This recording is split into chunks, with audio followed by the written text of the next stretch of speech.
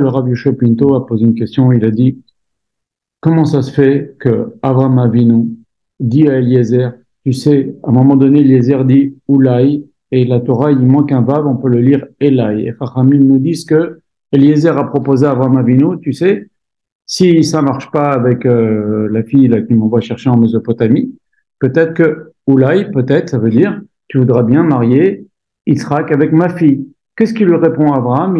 Abraham, il lui répond, il lui dit, hors de question, En Arour Medabek Bebarour. Toi, tu es maudit, tu descends de Canaan, tu peux pas te marier. Ta fille, qui est maudite aussi, donc, elle descend de Canaan, elle descend de Ham, c'est avec l'histoire avec Noach, il a maudit la descendance de Ham. Et donc, tu peux pas, toi, qui es descendant de Ham, vous êtes une lignée maudite, vous marier avec Yitzhak, qui est un descendant de une lignée bénie. אתה בקיא בכל התורות שלנו.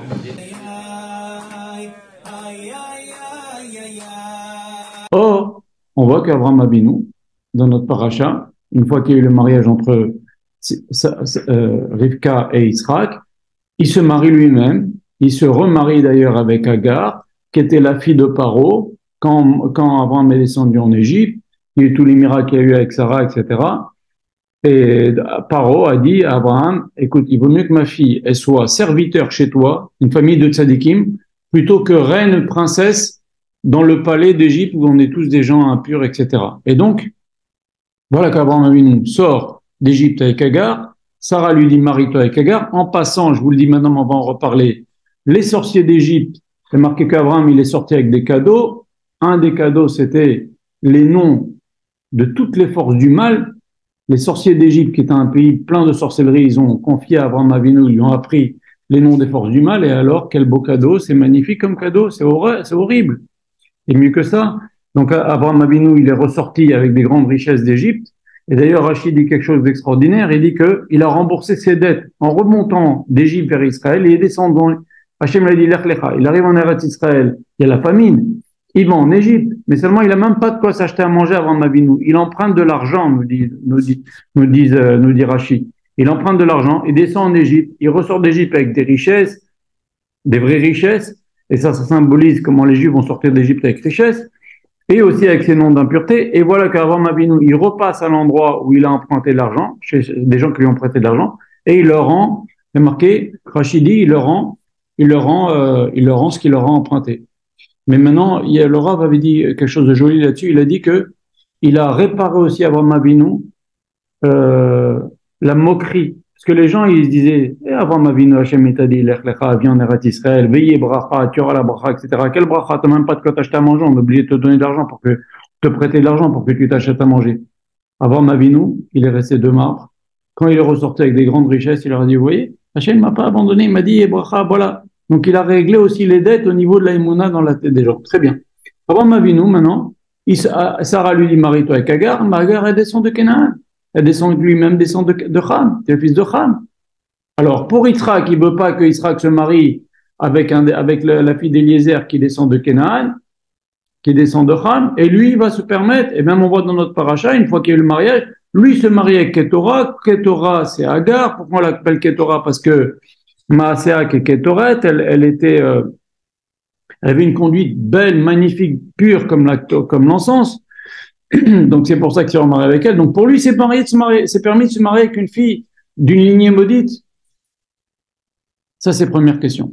Et deuxième question, on voit qu'il a eu des enfants avec Ketura. Il les envoie en Asie.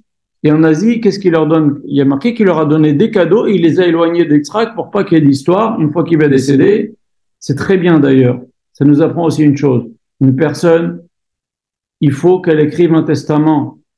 On va voir un Rav, un grand Talmid Chacham, parce que il a moins de petites erreurs, c'est une catastrophe. Donc aussi au niveau des notaires, aussi au niveau des rabbanim, on évite beaucoup de marloktot qui finissent chez les rabbanim, et mon frère il veut plus, et ma soeur elle veut plus, et mon truc il veut plus. Oh là là!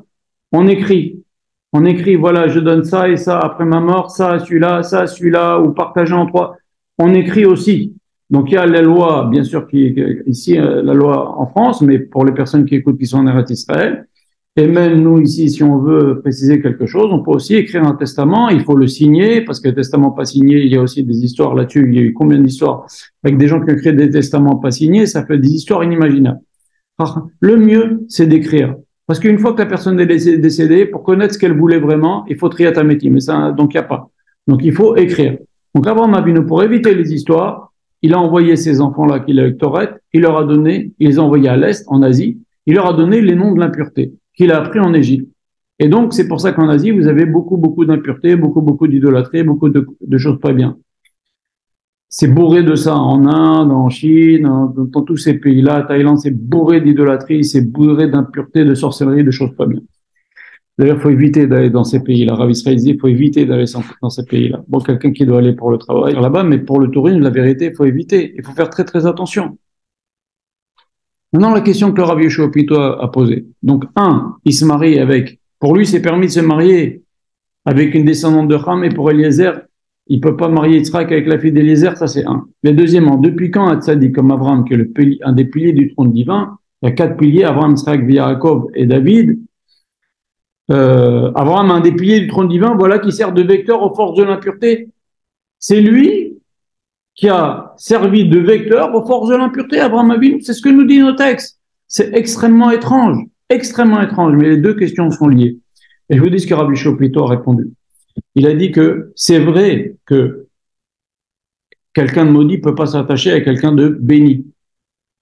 Donc, il pouvait pas marier Yitzhak avec la fille de Eliezer. Seulement, là, il s'est marié, lui, avec Agar, parce que Hachem lui a dit.